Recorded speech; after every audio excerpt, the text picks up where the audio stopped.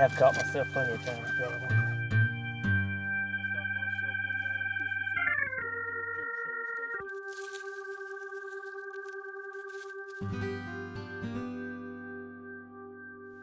December 3rd and a warm front is over much of the Whitetails Range. Deer aren't moving, but the predators are. Growing Deer TV is brought to you by Bass Pro Shops, also by Reconics, Trophy Rock, Non-Typical Wildlife Solutions, Muddy Outdoors, Eagle Seed, Nikon, Winchester, Redneck Hunting Blind, Dead Downwind, Record Rack, Foxworthy Outdoors, Scent Master, Antler Dirt.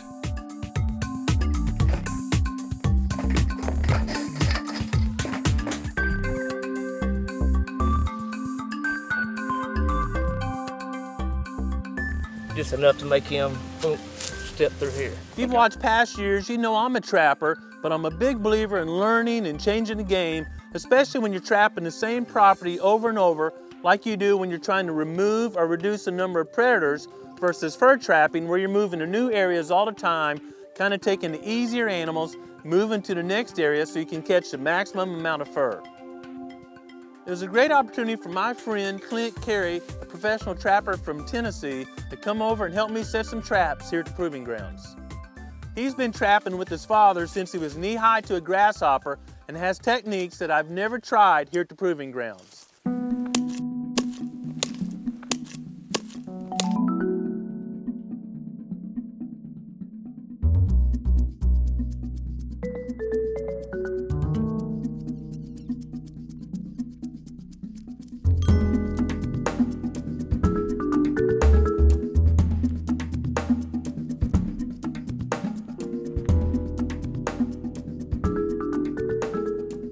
Most predators on our property, even if they're on the ridge or den on the ridge, are gonna hit the big creek bottom where all the scent goes at night with the cool air settling to the bottom. So traps along the bottom is very effective, and after deer season, we'll move some of our sets to the ridge tops.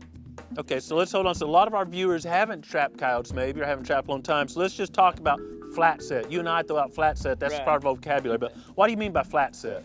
Well, you're familiar with digging a hole, dirt hole. Yep. Exactly. Yep. A flat set is basically a trap just in front of an attractor, and it's unlimited in what it can be. A clump of grass with lure, bait, anything on it. We're just making an area that's relatively undisturbed, natural looking, with some attraction that draws the coyote in there. Hopefully for him to step on the pan of the trap, fire the trap, and we got some fur. That's right. This hole is just for the trap. So we just want to get the trap down basically at the surface of the ground so it looks more natural. Right. And you don't want to just pile up that debris right here because that would be very unnatural. The cow would be sniffing that and working around that instead of where we want them. Exactly. He may start even digging if he sees where something else has, Right. and dig your trap up. So It you've don't got a work like Duke that. number 4 coil trap here. Right. And 4 coils mean 4 springs on the back. 4 here. 1, 2, 3, 4. Yep. You know, let's just say Duke number 4 and everybody can figure that out from there. There you go. It don't fit in that hole right now, but I push down and I can see where these levers. Yeah, you're making an outline or a mode to see where you need to dig it a little bit more. Exactly. Clint, I see you pushing a lot on the 4 corners of the trap. And what you're trying to do is make sure there's no wiggle room. If that trap gives, it's going to spook them away automatically. Game over. I'm glad you brought that up. Yeah, it's just as simple as taking your finger and pushing on each corner, and I push on the levers. And make sure it's sitting there solid. You don't want it moving at all. Don't pop up from the other when you hit it. This is just peat moss that I put over mine. It lasts longer in rain. I'm gonna put some kind of bait or lure in there, and I'm gonna put some over here. I like it in 2 different places. Make them work it a little bit. Exactly. You want those feet moving around so they get on the pan. And by the way, when it's on the pad, it's not hurting the coyote, it's not cutting in. You can catch them, let them loose. You could accidentally catch a dog. You don't want to do that, but if you did, you let it loose and it's gonna scurry home. Go home and be fine. Yeah. Right. And then this is grass clippings that I saved from when I'm mowing in the summertime. And I'm gonna, not just over the trap, because it'd be like saying, hey, there's a trap right here. Step right there. So I kind of scatter it out a little bit around, just to kind of blend it all in a little better.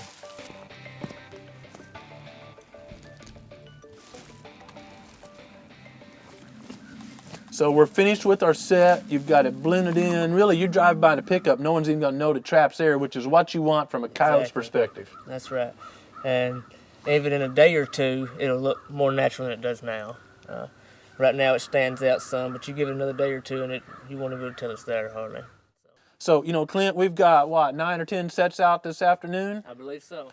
And we may knock 1 or 2 more out today, but Tracy's got some venison pozole cooking, so we're gonna have some supper, get a good night's rest. We'll run our traps course in the morning, see if we caught anything, and continue on.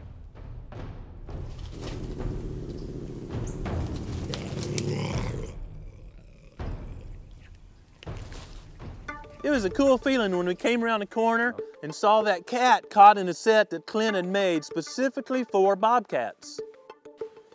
Difference between a bobcat set and a coyote set is a coyote, you don't want anything big or boxed in or real showy because it will scare the coyote away. But bobcat's just like a house cat, are real curious, and Clint's got white feathers and sticks up and kind of bunch of sticks, narrowing it down, almost making like a little den or a little cave if you would to go in.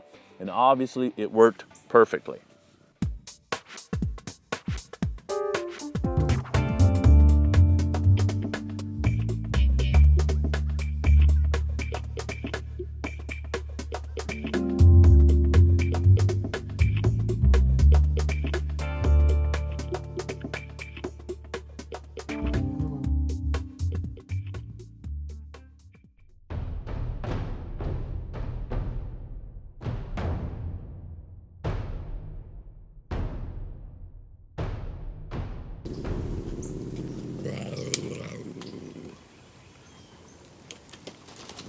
Dr. Grant, this morning this set was put on a drag, and like you say, the cat, he's tangled up over there. But you see how that this set is very little damage to it at all. Okay, you can still see one of my visual attractants, the feathers here. My trap bed still right here, and about all I have to do is put my trap right back in where it was. And this is how simple it is to remake when you're using drags. Put that back in the bottom, and it goes perfectly right back into where my bed was. And he knocked some sticks over, and you can see how tight that I blocked these cats in. And I just stick these in the ground, get creative, use some grass or whatever you've got around you. You don't want him coming up from the back. Coyotes, this right here would scare most of your coyotes off, and you won't catch them here, but this is a bobcat specific set.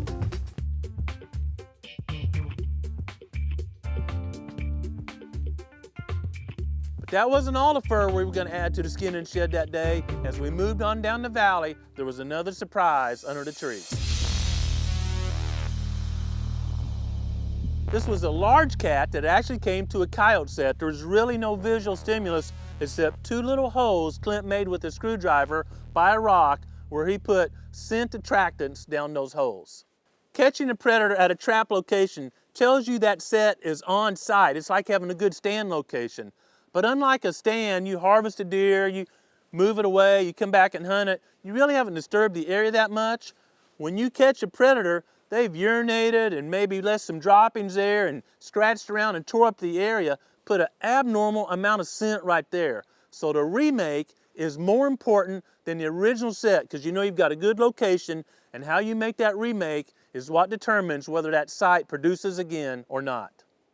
And now we're gonna do a remake here.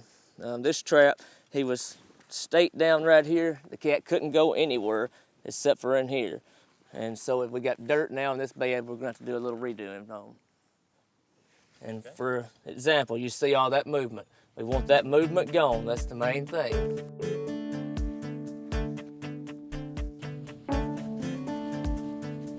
Okay, now this cat that we caught and removed from the trap, he left us a dropping.